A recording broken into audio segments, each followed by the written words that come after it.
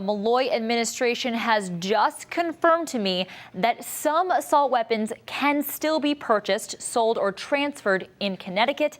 Now, this is either a loophole or a large exemption outlined by this letter from Connecticut's Department of Emergency Services and Public Protection. With the stroke of a pen, dozens of semi-automatic rifles became illegal to sell or purchase in Connecticut last April. That's a medium. Preventing gun store owners like Fran Claus from selling them off their shelves. You couldn't sell any centerfire, semi-automatic firearms that the state believed in their law was considered an assault firearm. But Fox Connecticut has discovered a surprising exception. A letter from the commissioner of the Department of Emergency Services and Public Protection telling an attorney that some assault weapons are legal. Quote, "It is the intent of the legislature to exclude assault weapons manufactured before September 13th, 1994. And it's an opinion that's supported by attorneys for Connecticut Citizens Defense League." It's my understanding that there's a possibility that the Connecticut state legislature may have overlooked pre-existing pre-ban types of rifles that were grandfathered in prior to the 1994 assault weapon ban. In 1994, President Bill Clinton implemented a ban on assault weapons. The ban expired in 2004, but guns built before the ban once again became legal to sell.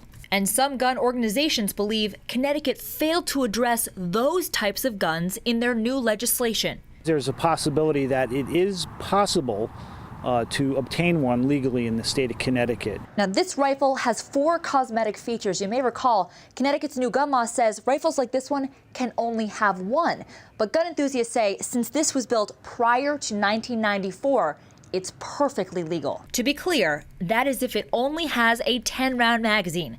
And get this, even analysis by the Connecticut Office of Legislative Research supports the supposed loophole. Quote, "Certain assault weapons defined by criteria rather than specific name are exempt from the state transfer restrictions and registration requirements if they were legally manufactured before September 13th, 1994. So what does this mean for Connecticut's gun dealers? Claus says some gun stores may already be buying these firearms. One store, Tactical Arms in Torrington, just purchased 37 of them. There could be hundreds of thousands of firearms available to the general public if this law is actually legal in the state of Connecticut. Now, obviously, we wanted official word from the Malloy administration on this. Listen to what Undersecretary Mike Lawler told me. If you can prove that they're from before, if they were manufactured before 1994, they're not affected by this law, yes. And that's been the law since 2001 in Connecticut. Do you think the legislature was aware of this? Because I know from just talking to other leaders in government, they didn't seem to be aware of this. Well, this, as I said, this has been the law since 2001. It was carried over in the current bill, and I don't.